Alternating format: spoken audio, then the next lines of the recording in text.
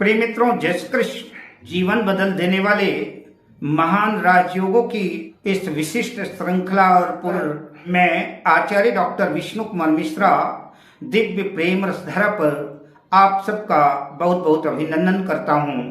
आपका बहुत बहुत स्वागत करता हूँ। हर व्यक्ति अपने भाग्य की बाट जोहता है। हर व्यक्ति राजयोगों का इंतजार करता है कि उसकी कुंडली में शायद कोई ऐसे राजयोग बने हों जो राजयोग आए और उसके जीवन में को खुशियों से भर दें। पिछले एपिसोडों पर मेष लग्न से कुंभ लग्न तक के जातकों को दिव्य प्रेम रसधारा पर बताया कि उनके जीवन में जीवन बदल देने वाले महान राजयोग उनकी कुंडली में बने हैं। वो किन ग्रह योगों के संयोग से बनते हैं और कब उनका फल प्रस्फुटित होगा, मैंने इसकी चर्चा की। आज मैं मीन लग्न अंतिम लग्न की चर्चा आपसे करूंगा। आज मैं मीन लग्न के जातकों को बताऊंगा कि मीन लग्न के जातकों के जीवन में जीवन बदल देने वाले वो महान राजयोग उनकी कुंडली में कैसे बनते हैं और उनका प्रतिफल उनको कब देखने को मिलेगा। मैं इसकी चर्चा आप सबसे करूंगा।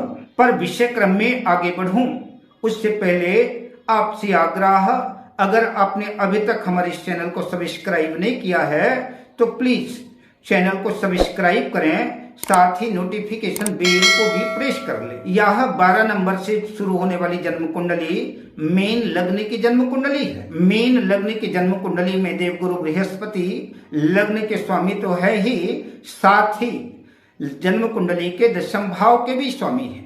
अगर देवगुरु बृहस्पति लग्न में स्थित होते हैं या कि जन्म कुंडली के दशम भाव में स्थित होते हैं तो हंस नामक पंच महापुरुष योग बनाएंगे।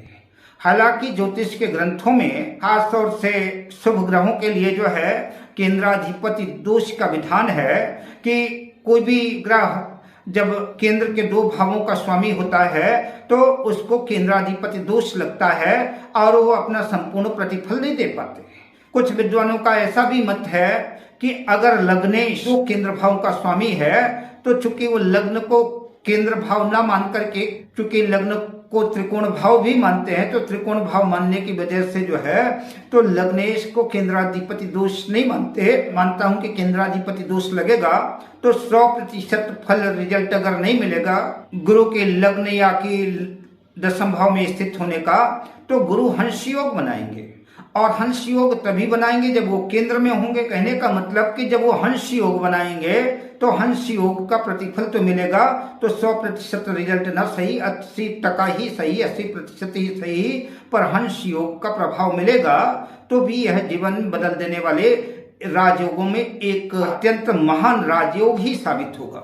अब बात बुध की करें तो बुध भी जो है मीन लग्न की जन्म कुंडली में 2 भावों का स्वामी है।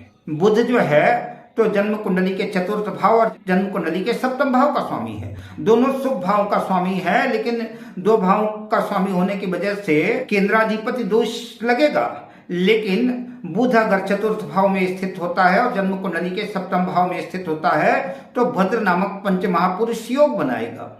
लग्नेश गुरु और पंचमेश चंद्र की युति जन्म कुंडली के लग्न में, जन्म कुंडली के 5th भाव पर, जन्म कुंडली के 10th भाव पर या कि जन्म कुंडली के केंद्र त्रिकोण भाव में कहीं भी चंद्र और गुरु की युति होती है तो अति दिव्य सुंदर गजकेसरी योग बनेगा। खासतौर से यह युति अगर जन्म कुंडली के 5th भाव पर बनती है तो कर्क राशि पर देवगुरु बृहस्पति लग्नेश अपनी उच्च राशि में होंगे और चंद्रमा भी अगर वहां पर स्थित है तो अपनी स्वराशि में होगा, तो अति सुंदर जो है गज केसरी योग बनेगा।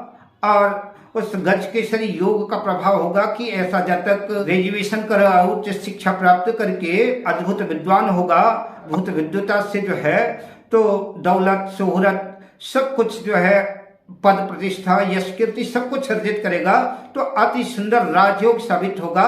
ऐसे जातक कानून के अतिष्ठ सलाहकार हो सकते हैं, कानून के ज्ञाता हो सकते हैं, सरकार में भी इनकी पकड़ हो सकती है और ऊंचे पदों पर भी उच्च पदस्थ हो सकते हैं। शासन सत्ता पर भी ऐसे जातकों का प्रभाव होगा।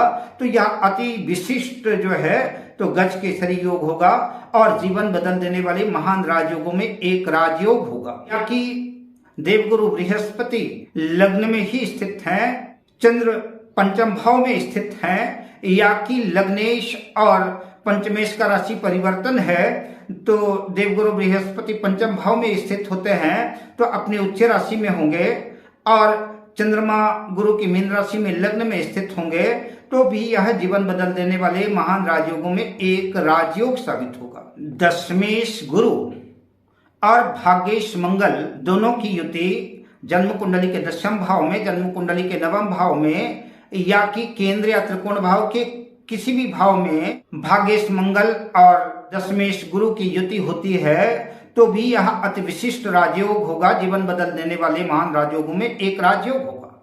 या कि दोनों का राशि परिवर्तन है, दशमेश और नवमेश का राशि परिवर्तन है। दशमेश गुरु जन्म कुंडली में भाग्य भाव में स्थित हो जाते हैं, जहां पर वृश्चिक राशि पर जहां पर 8 नंबर लिखा हुआ है, और वृश्चिक राशि के स्वामी मंगल जन्म कुंडली के दशम भाव पर स्थित हो जाते हैं तो भी यह अति विशिष्ट राजयोग होगा। या कि दशमेश गुरु दशम भाव में ही स्थित हों और भाग्येश मंगल भाग्य भाव में स्थित हों तो भी यह जीवन बदल देने वाले महान राजयोगों में एक राजयोग साबित होगा। जन्म कुंडली में चंद्र और बुध की युति, मंगल बुध की युति भी राजयोग कारक होगी। जब भी इन ग्रहों की दशा, अंतर दशा, प्रत्यंतर दशा आएगी तो जीवन बदल देने वाले महान राजयोगों में इन राजयोगों का अभ्युदय होगा। आपके जीवन में आपके संपूर्ण मनोरथ पूर्ण होंगे। आपके पास जो है बढ़िया सुंदर घर होगा, बढ़िया उस सुंदर घर के सामने सुंदर सी गाड़ी होगी, आपका बैंक बैलेंस होगा और आपके जीवन की जो समस्त मनोरथ उस वक्त पूर्ण होंगे। अब मैं आपसे लेता हूं विदा शुभकामनाओं के साथ। जय श्री कृष्ण।